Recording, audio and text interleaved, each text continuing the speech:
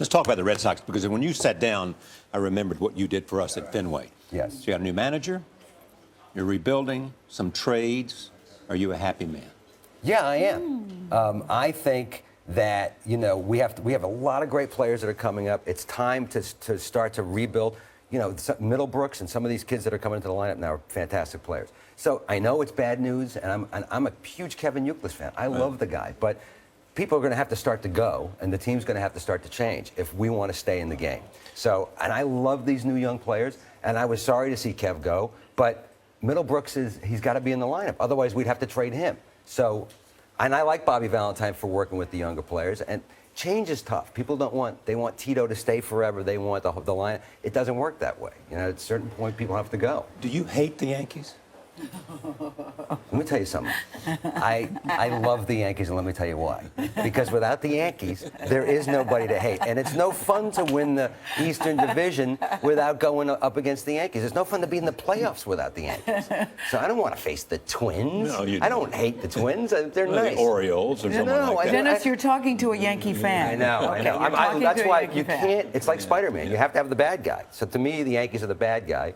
And meanwhile, Derek Jeter is one of the greatest baseball players. Mickey Mantle was my first sports hero. Yeah, see, I loved Mickey Mantle, even though I hated the Yankees when I was a kid. Dennis, today is Derek Jeter's birthday, so you're a big. Is it really? It is. He's 38, so you're a big Twitter person. Yes. So I'm thinking it would be very nice of you to Tweet offer happy your birthday. Yeah, to tweet happy birthday, because you're on Twitter a lot. And you seem to have no filter on Twitter. I don't. You seem to. By the no way, I don't filter on think life. I don't think Derek Jeter is sitting around going, "Why isn't Dennis tweeting about my birthday?" You seem to have no filter, though. You say anything that comes to your mind on Twitter. Well, almost anything. Yeah, there's a little bit of a filter, but yeah, that's my. Twitter is a great thing for comedians. I don't know if you follow Albert Brooks, but he's hilarious. Steve Martin is hilarious. There are a lot of young. Dennis, you're hilarious. Yeah, I mean, it's for us because comedians, no matter what you do, you act, you run a charitable foundation, whatever it is. When you wake up and you're a comedian in the morning, you look at the news and you start to think snarky thoughts. And Twitter is great because you can actually send them out as opposed to, I wish I was up on stage right now so I could say this. Yeah. That's what I like about it. Do you actually watch morning television, or are you just being nice to us? Do you really? You turn it on when you're in the morning? I'll be honest with you, and I'm not just saying that because I'm here. I'm a news junkie because I'm a comedian. So when I get up in the morning, I read about 19 papers online. And the morning shows to me, I'm not into recipes, and I don't cook. I eat. You know what I mean? So yes. I like this show because I like news. I like to have it on and get it. Sports news. I like it to go in my head. Me too. So that's my, it's an interesting. I just had this thought.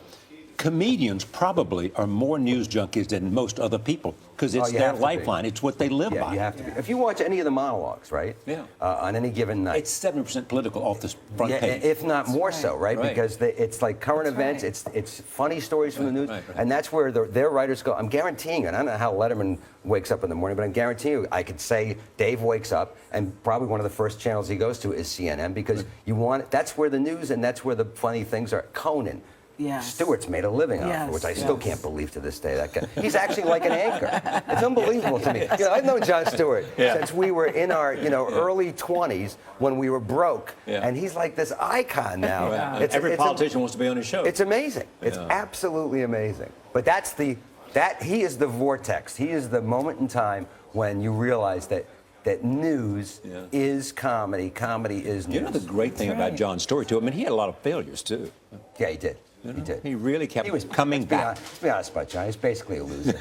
and I was the one who said. But John. One thing about John. I'm glad we're recording all of this. Yeah, John. John was great on from the get-go.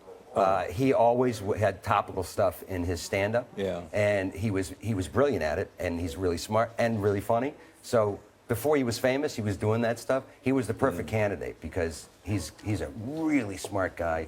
But he doesn't like to show it off unless it's funny. Is there somebody... And he's funny. Yeah, he is really funny. But he's also funny with material that's provided for him in terms of giving him the structure.